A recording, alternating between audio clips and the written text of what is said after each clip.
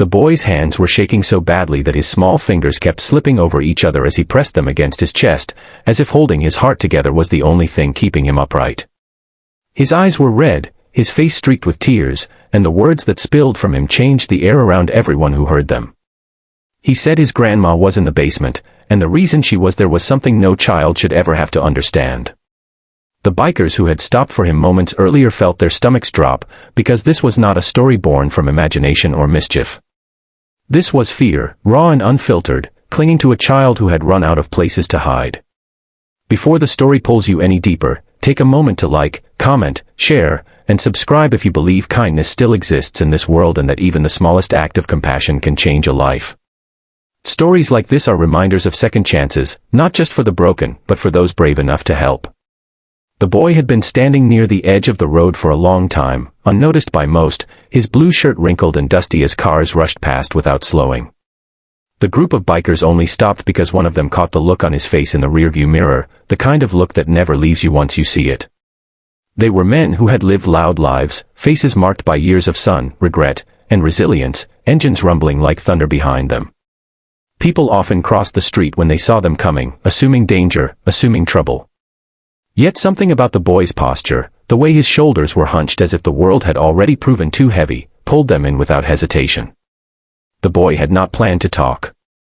He had not planned to trust anyone. But fear has a way of breaking down even the strongest walls, especially when carried by someone so young. His home was not far, he explained through uneven breaths, and his grandma had been sick for a long time. She used to hum while cooking, used to brush his hair before school, used to sit on the steps in the evening light and tell him stories about a world that was kinder than the one he knew now. Over time, the house changed. The warmth faded. The laughter disappeared. And one day, his grandma stopped coming upstairs at all. What horrified the bikers was not just the idea of an elderly woman in a basement, but the reason she was there. The boy described how the men who lived with them, the one who was supposed to protect them, decided she was a burden. Her illness made her slow. Her needs made him angry. So he moved her downstairs, telling the boy it was temporary, telling him it was for everyone's good. Temporary turned into weeks, then months. The basement became a place of shadows, cold concrete, and a single dim bulb that flickered like it was struggling to survive too. The boy tried to help in the only ways he knew. He carried food down the stairs when he could. He sat beside her on the hard floor, holding her hand while she whispered that everything would be okay, even though neither of them believed it anymore. He listened as she apologized for being a problem, for being sick, for taking up space in a world that no longer wanted her. Every apology carved something out of him, leaving a hollow place where innocence used to live. The bikers felt something shift inside them as the story unfolded. These were men who had seen violence, loss, and betrayal. Some of them had grown up in homes where shouting replaced love and fear replaced safety. They recognized the signs, the quiet desperation, the way a child learns to speak carefully when adults are dangerous. They did not see a stranger anymore. They saw themselves, years ago, wishing someone would notice. The house stood at the end of a narrow street, paint peeling, windows dull and lifeless. From the outside, it looked ordinary enough to be ignored, and that was perhaps the most painful part. Suffering often hides behind walls that look just like everyone else's. As they approached, the boy's steps slowed, his courage wavering as reality pressed back in. He was terrified of what would happen next, terrified of making things worse, terrified of being sent away while his grandma stayed behind in the dark. Inside, the air was heavy, thick with neglect and silence. The bikers moved carefully, their presence filling the space with a strange mix of protection and tension. When they reached the basement door, the smell alone told them the boy had not exaggerated. It was cold, damp, and carried the unmistakable weight of someone forgotten. The light flickered as the door opened, revealing a frail figure wrapped in thin blankets, eyes dull but still alive with a quiet spark that flared when she saw her grandson. That moment changed everything.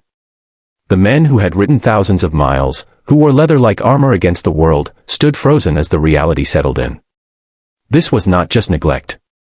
This was cruelty dressed up as convenience. The grandma's hands trembled as she tried to sit up, her body weakened but her spirit refusing to fully surrender.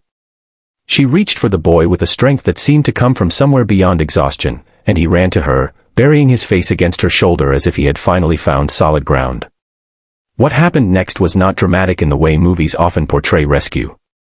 There were no loud confrontations, no heroic speeches. There was action, quiet and deliberate.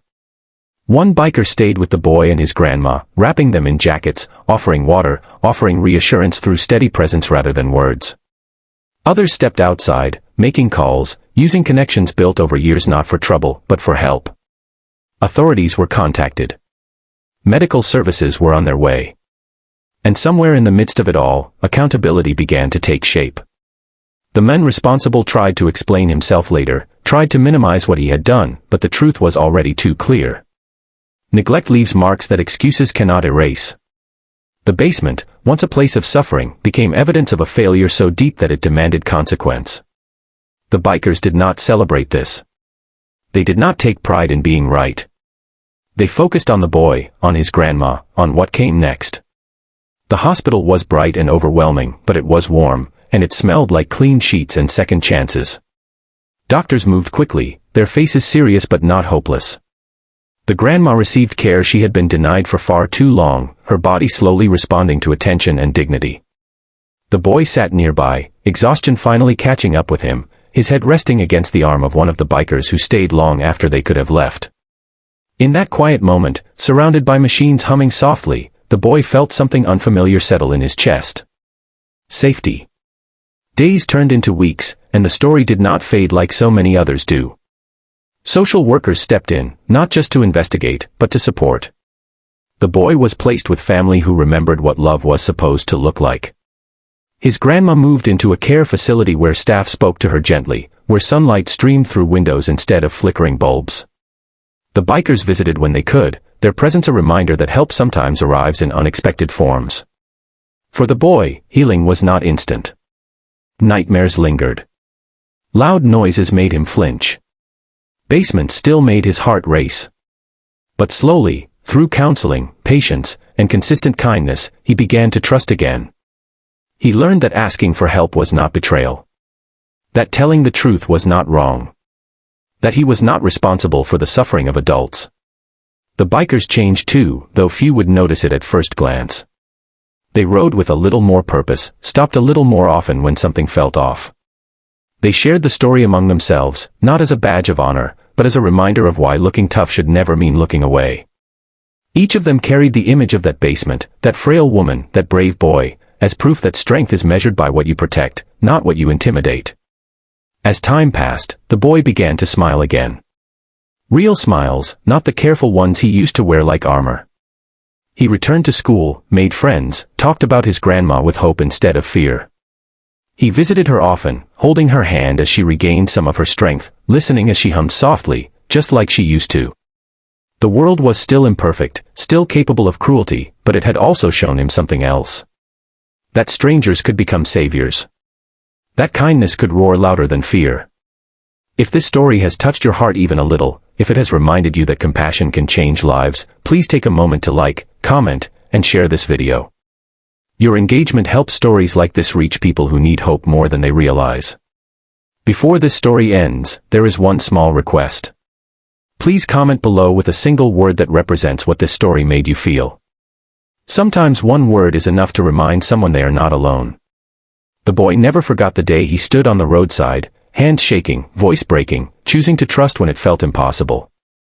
That choice saved his grandma's life and reshaped his own future. And somewhere out there, the bikers still ride, engines echoing down long roads, carrying with them the quiet truth that heroes do not always wear capes. Sometimes they wear leather, sometimes they stop when others do not, and sometimes they listen when a frightened child finally finds the courage to speak.